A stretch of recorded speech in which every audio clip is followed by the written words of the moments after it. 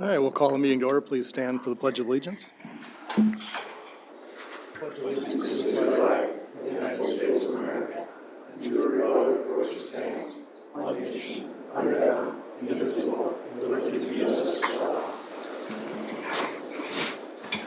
Tom, please take the roll. Mayor King. Present. Councilmember at Large Austin. Present. Councilmember Baker. Here with the tie on. Baskin. Present. Fisher. Present. Bashusta. Helly. Present. Postma. Present without a tie. Quorum, Your Honor. Thank you. Item number 1 is a motion adopting the agenda with the additions and the redactions. So moved. Is there a second? Second. All in favor? Aye. Opposed? The motion carries. Item number 2 is approving the minutes from our January 3rd, 2023 meeting. So moved. Second. All in favor? Aye. Opposed? Motion carries. Under item number 3, it's under recognitions and awards. We have a retirement. Julie Champlin from the Nature Center is retired now as of December 30th. I have a plaque here for her that reads, in appreciation of Julie Champlin for service to the city of Austin from December 19th, 1994 to December 30th, 2022 at the J.C. Hormel Nature Center, respectfully presented by the Austin City Council and Mayor Stephen King. Julie and maybe Luke, do you want to come forward?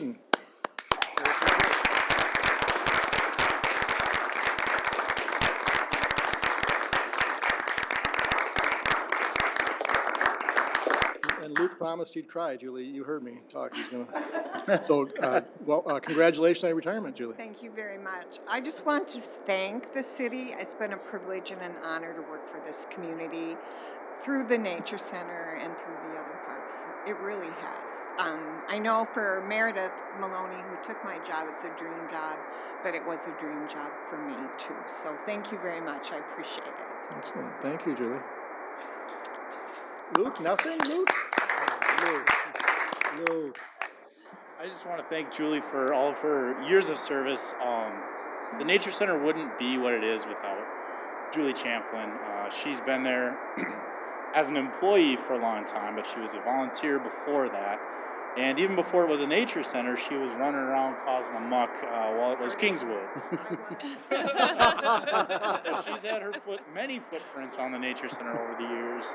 And, you know, many of us know Julie because walking through the front doors of the Nature Center, she just represented the Nature Center and the community of Austin so well to people coming in and welcoming them. So we're just so happy for Julie to finally get a chance to take a break and see more of her grandkids. So thank you for everything, Julie. Excellent. Thank you.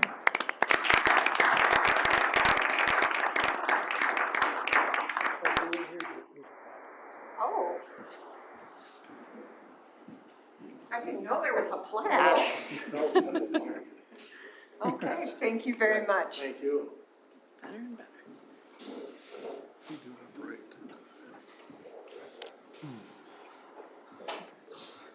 All right. Item number 4 is a motion for the consent agenda with the redaction of the Wing Bazaar food license. So moved. Is there a second? Second. All in favor? Aye. Opposed? That motion carries. Moving on to item number 5 is a motion approving $5,000 for the Accelerate Austin from the 2023 contingency fund. Craig. Thank you, Mayor, members. This is the item we discussed in the work session to partner with other entities in the community to move Austin forward, bring in a couple-day session with Daniel Heinz, build on our Velocity Group report that we received and bring some alignment with the different groups and move forward. Our participation is $5,000 towards that effort. Be happy to answer any questions. Otherwise, council action is requested to approve that on the agenda. Motion to approve. Second. All in favor? Aye. Opposed? That motion carries. Item number 6 is a motion approving the 2023 council boards and commissions appointments. So moved. Second. All in favor? Aye. Opposed? That motion carries. Item number 7 is resolution setting the 2023 street assessment rates. Mitch? So at the last work session, the council discussed the 2023 street reconstruction assessment rates. And the consensus was to move forward with a 7% increase to kind of keep up with construction costs projected for next year. This will get us in that 30 to 35% of our construction costs being assessed. That's about it. If you have any questions, let me know. Council, questions?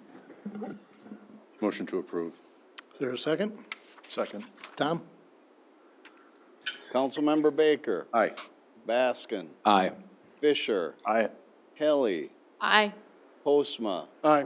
Councilmember at Large Austin. Aye. Resolution passes 6-0, Your Honor. Thank you, Tom. Item number 8 is a resolution setting the 2023 mileage reimbursement rate. Tom? IRS has updated the mileage for reimbursement, and it's a rate that the city of Austin has historically adopted. The rate is going from 62.5 cents per mile to 65.5 cents per mile. So that's the amount we would reimburse employees that don't have a car allowance that are traveling to and from conferences or work. So we'd request council approval on the rate. So moved. Is there a second? Second.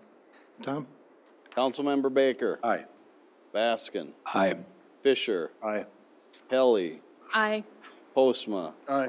Councilmember at Large Austin. Aye. Resolution passes 6-0, Your Honor. Thank you. Item number 9 is a resolution approving a 2022 audit quote from Clifton Larson Allen LLP. Tom? Required by statutes, we are required to have an annual audit of our financial statements. They have sent us the proposed engagement letter, which would amount to $48,458 for the 2022 audit. It's about a 1.9% increase from the prior year. They're a local firm, and we'd request council approval on contracting with them to do our 2022 audit. Council, any questions on this resolution? Motion to approve. Second. Tom? Councilmember Baker, Aye. Baskin, Aye. Fisher, Aye. Helly, Aye. Postma, Aye. Councilmember at Large Austin. Aye. Resolution passes 6-0, Your Honor. Thank you. Item number 10 is a resolution approving the 2023 to 2025 contract with United Auto Workers Union, street and sewer. Craig? Thank you, Mayor. Members, we have 3 bargaining groups. All 3 are in the UAW bargaining group. We have contracts with street and sewer, wastewater, parks. We need motions individually on those. Details are outlined in the backup for council's awareness. We'll be happy to answer any questions you may have, but we'll take them individually and take any questions at this point. Council, any questions? If not, looking for resolution for item number 10. So moved. Is there a second? Second. Thomas? Councilmember Baker, Aye. Baskin, Aye. Fisher, Aye. Helly, Aye. Postma, Aye. Councilmember at Large Austin. Aye. Resolution passes 6-0, Your Honor. Item number 11 is a resolution approving the 2023 to 2025 contract with United Auto Workers Union wastewater treatment plant. Need a resolution? So moved. Is there a second? Second. Tom? Councilmember Baker, Aye. Baskin, Aye. Fisher, Aye. Helly, Aye. Postma, Aye. Councilmember at Large Austin. Aye. Resolution passes 6-0, Your Honor. Item number 12 is a resolution approving the 2023 to 2025 contract with United Auto Workers Union Parks. Council need a resolution? So moved. Second. Tom? Councilmember Baker, Aye. Baskin, Aye. Fisher, Aye. Helly, Aye. Postma, Aye. Councilmember at Large Austin. Aye. Resolution passes 6-0, Your Honor. Thank you. Item number 13 is a resolution accepting donations to the city, and they are as follows: 7 kick sleds for $2,800 from the Sons of Norway to the Nature Center. And then please grant me some grace here to get through these names. The library got a lot of support, and those names are Mary Nelson, Bonnie Tangren, Kathy and Greg Leland, Oliver and Charlene Hagan, American Legion Auxiliary, Austin Unit 91, Dale and Ann Odegaard, Ladies Foral Club, Kevin Johnson, Elvern and Sue Grove, Jean Poppy, Joyce Maliner, Joanne and Jerry Reshtar from St. Ansgar, and Gail Heimer from St. Ansgar, Neeson Public Library from St. Ansgar, Austin High School Class 61, Meredy Oftedal, Geraldine Beckman, John and Julie Beckman, Glenn and Sally Baker, Elizabeth Chamberlain, Leona Steiniger, Don and Marcia Leathers, Jeff and Diane Baker, Charles and Sandra Folk, Bonnie Tangren, Jason and Katie Baskin, David and Brenda Raffleson, Belita Schindler, Hamilton Finley Fund, Tim and Bonnie Reitz, St. Michael's Lutheran Church Benevolence Fund, Austin Noon Lions, and Gail Heimer. We thank those folks for their donations to the Austin Public Library. Need a resolution to approve. So moved. Is there a second? Second. Tom? Councilmember Baker, Have to abstain. Baskin, Abstain. Fisher, Aye. Helly, Aye. Postma, Aye. Councilmember Large Austin. Aye. Resolution passes 4-0, Your Honor. Thank you. Item number 14 is a resolution granting a hard on-sale liquor and Sunday on-sale liquor license to the Windriff Sports Bar and Grill LLC. Just need a resolution to grant that. moved. Is there a second? Second. Tom? Councilmember Baker, Aye. Baskin, Aye. Fisher, Aye. Helly, Aye. Postma, Aye. Councilmember Large Austin.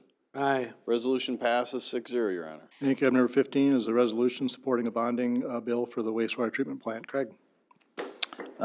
We just want to put a resolution in support of our bonding request to the legislature.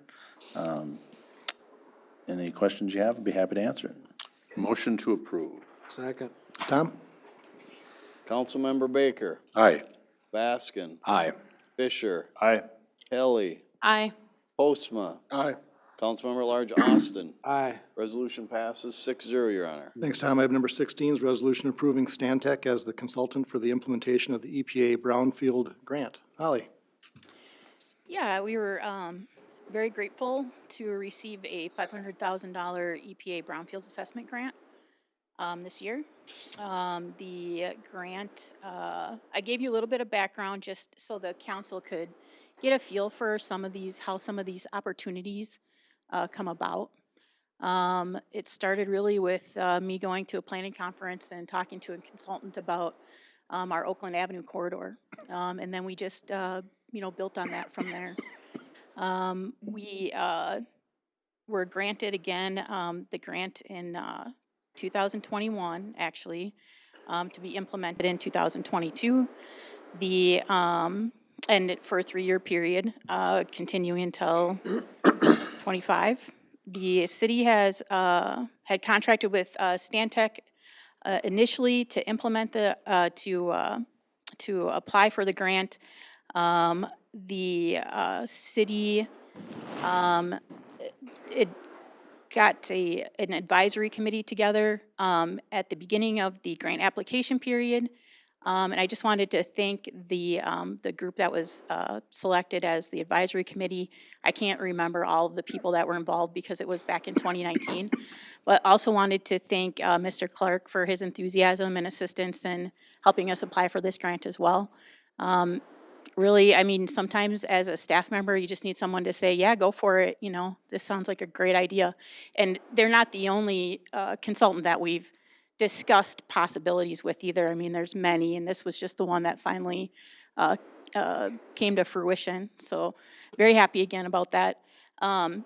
We did have an issue. The EPA didn't want to send us the actual dollars until we issued a new RFQ for implementation. When we initially did our application, we did a dual procurement contract with Stantec, which was to do the application and then also do the implementation. We only received one response back when we initially started this back in 2019.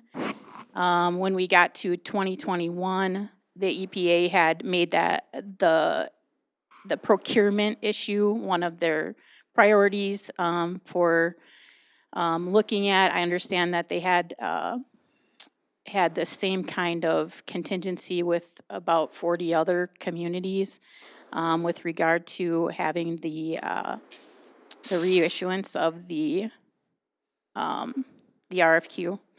So in November, we reissued a request for qualifications. We sent them to League of Minnesota website, Minnesota Brownfields Association, and we received 8 proposals the end of December.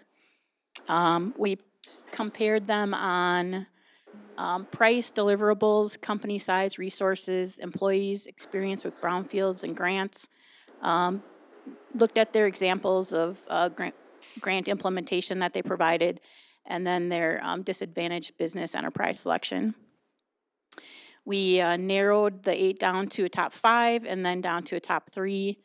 The things that stood out basically with Stantec is, I think, just that they had worked with us on the initial application of the grant. They had a better feel for what our actual resources are as a community.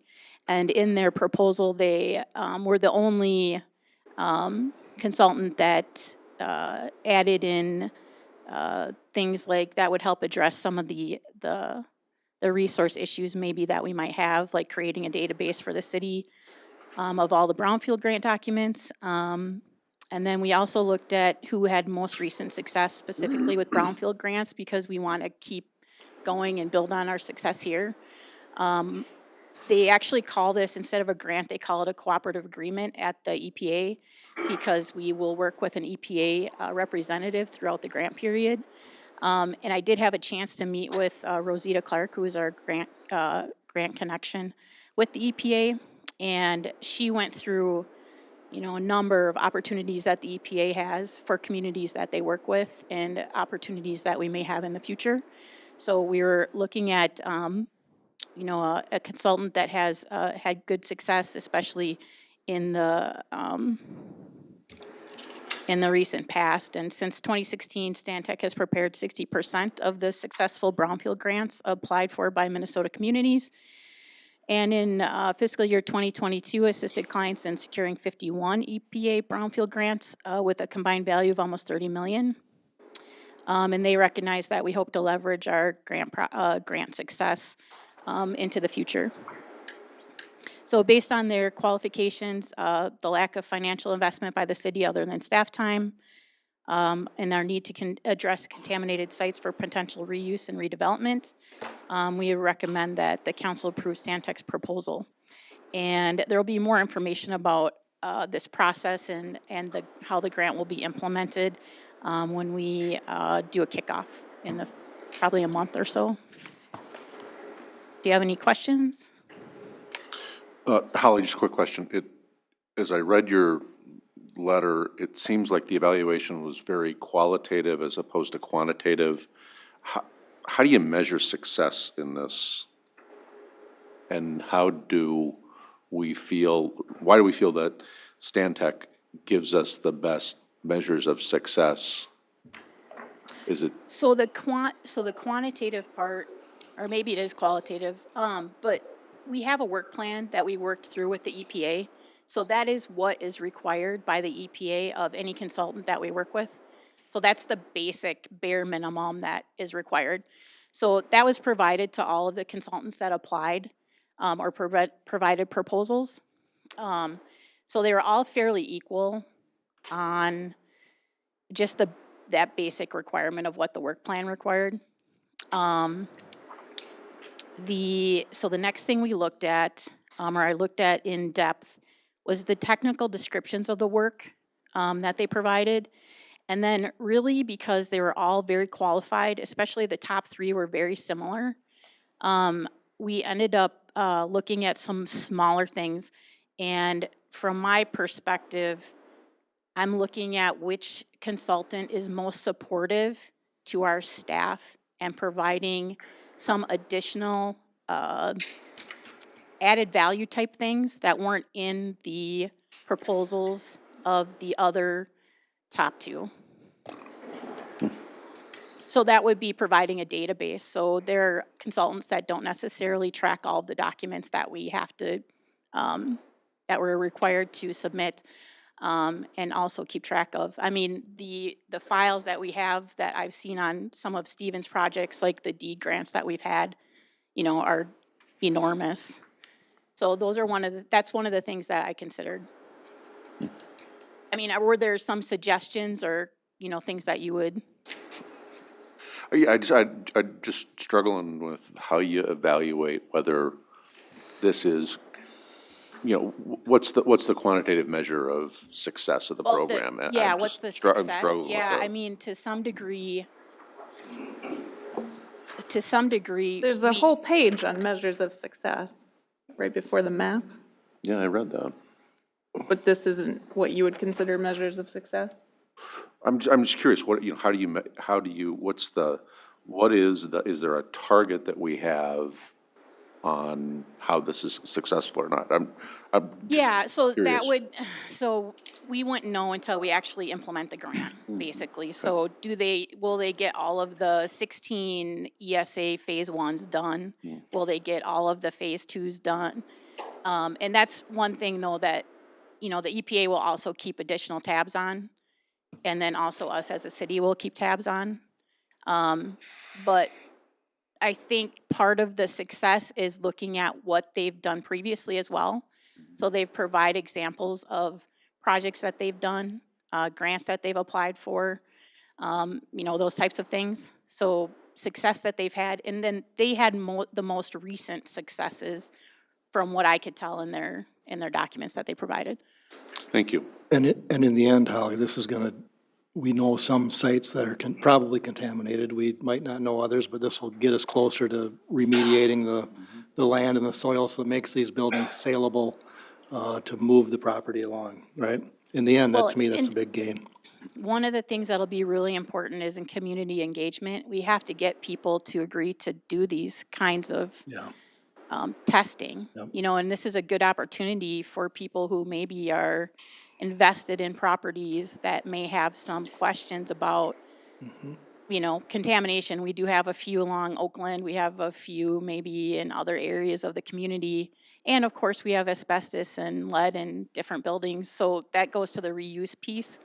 But this would be a great opportunity, because once we do these testing, we have the opportunity to apply for more grants for development and cleanup. Right. So it just, right now, this is kind of a really just a very, beginning stage with regards to environmental cleanup.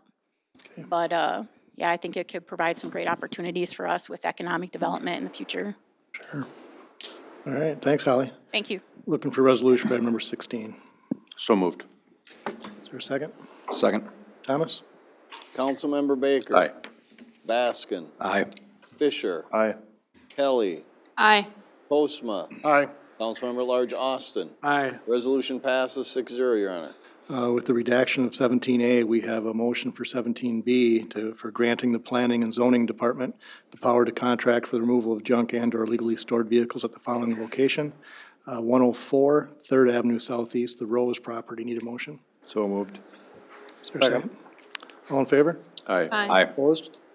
Motion carries. Under the additions, we have a resolution for item number 18, receiving an updated feasibility report and calling for public hearing on February 21st, 2023 for street improvements on 3rd Avenue Southwest from 20th Street to 21st Street Southwest, and 21st Street Southwest from 22nd Street to 6th Avenue Southwest, and 22nd Street Southwest from Oakland Avenue West to 3rd Avenue Southwest, project number 23106. Need a resolution for that public hearing. So moved.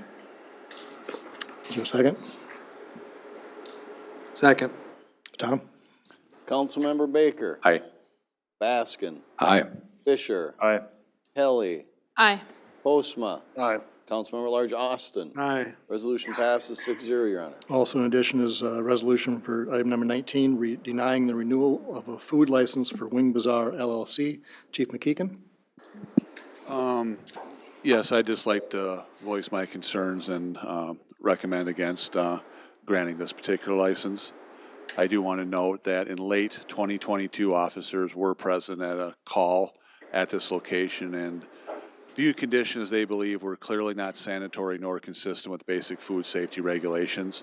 We did report our concerns to the state, and these concerns remain under state investigation at this time. On Friday, the 13th, we were again on scene serving a search warrant that has resulted in charges, according to the information in that statement of probable cause tied to the order of detention. We did locate, this is a restaurant, it has a sleeping area.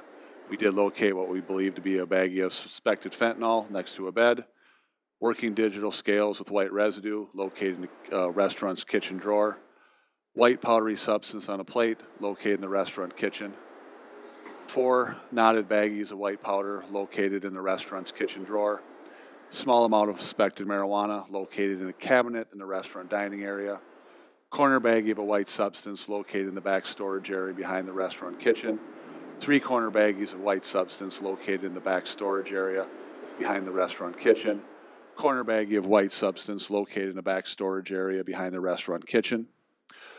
Our detectives know that drugs are often cut with cutting agents, which both, well, lessens the quality of the drugs. It does act as a filler to maintain weight and optimize the financial gain of the drug deal.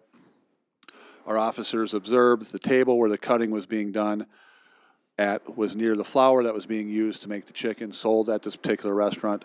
Officers observed it would not be noticeable if the white powder we suspected to be cocaine and fentanyl were to have been mixed with the restaurant's flour.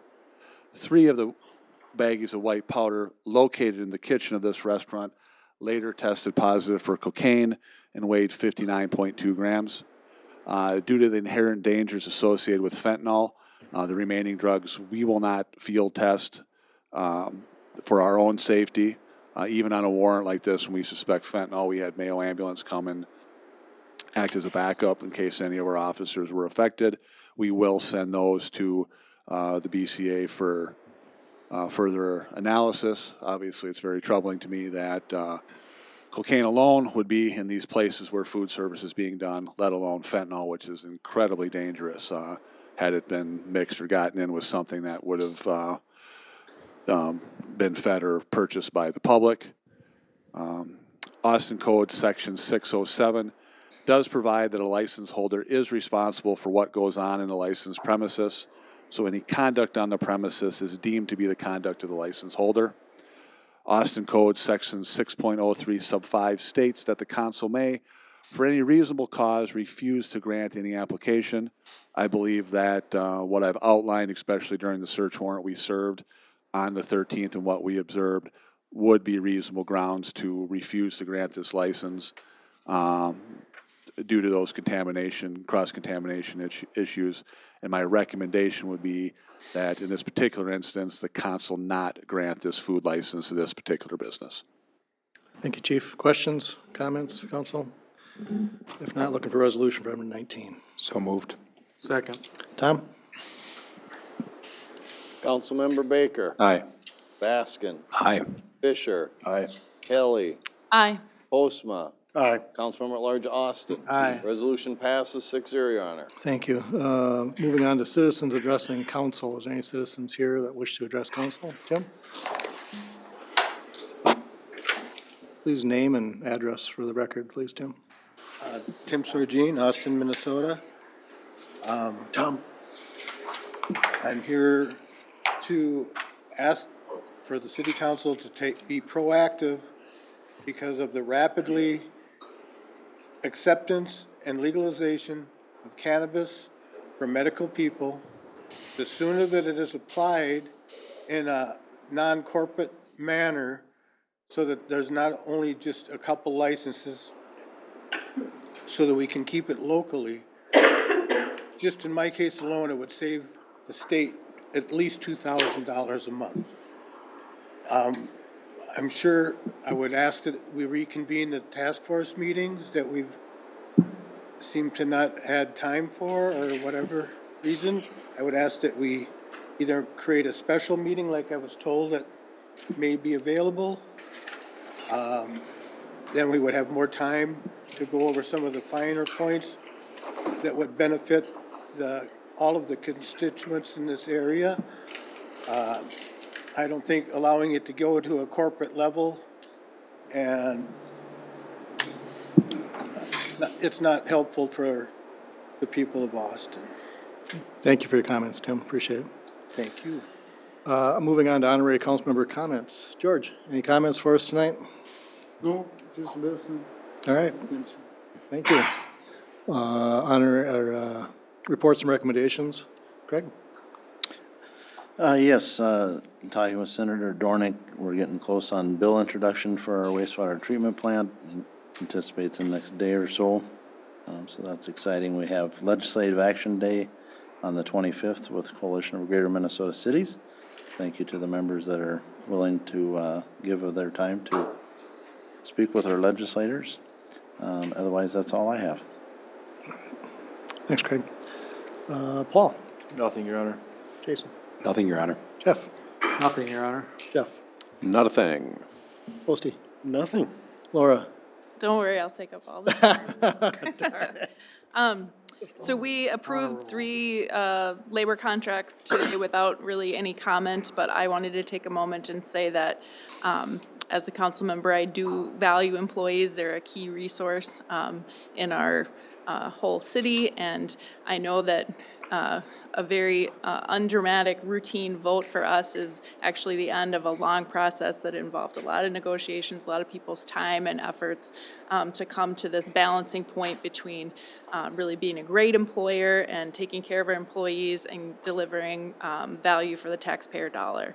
So I wanted to comment on that, and also I'm new to this role, so I wasn't around for the negotiating part, but I'm understanding there's some intention on the city's part to, over time, start picking up more of the cost of healthcare, that it's gotten out of whack, and so I just wanted to also verbalize that I think that is important, that the city's share go up, and that should be acknowledged as we approve these 3 contracts. I also want to say thank you to Holly and her team for their persistence in the Greenfield grant applications. I noticed it took many tries, and I've had similar experiences with grants myself. It's easy to get discouraged and say, oh, forget it, I don't have time for this, but thank you for persisting and hanging in there. I want to report on a couple things happening with the Parks, Recreation, and Forestry Department. There is a public information session about emerald ash borer on January 23rd at 1 p.m. at the Senior Center. So anyone in the public's invited to come and learn more about emerald ash borer. Park and Rec staff has been training on an updated website. They've been working on a new website. It will go live to the public soon, date to be determined, but the staff has taken the training so that they can do the updates and keep it fresh and timely. And that's also a cost-effective way for the city. I don't think we want to get in a situation where we have an outside provider doing all the updates to our website, because that would get expensive. Also, Park and Rec has purchased some electrical vehicles for parks equipment, maintenance equipment for the downtown neighborhood. This is essentially a demonstration project for them, and they eventually will want to use electric vehicles more citywide. But already this summer, we'll be able to reap the benefits downtown of less noisy, less gas fumes coming out of those maintenance vehicles. So I think that's pretty exciting. And then finally, I am going to single-handedly increase the viewers from Ellis Middle School to our City of Austin Council meeting video by giving a shout out to Miley, who is a young art student, and I just want to salute her and say that I look forward to seeing her future contributions to our community. Thank you. Very good. Thank you, Laura. Can I retract, or can I? Sure, George. What do you got, George? I had a question. I was looking at the boards and commission and Park and Rec, and I was curious about how does the city go about appointing people? Because I noticed a couple of the people, Tom Steen, he's been an office holder, and all. CC Crock, I think she was on the school board. How does the process work? They either apply or get asked to apply and appoint. The council, the mayor appoints and the council approves. Thanks, George. Thank you. The only thing I have to offer is, again, congratulations to Julie Champlin. Those folks like Julie that spend their livelihood working for the city. I believe I did the math here is 28 years of service to the Nature Center in the city of Austin. So those are folks that we will miss as these maybe younger generations don't stick around quite so long, but we're still hopeful. But thanks and congratulations once again to Julie on her retirement.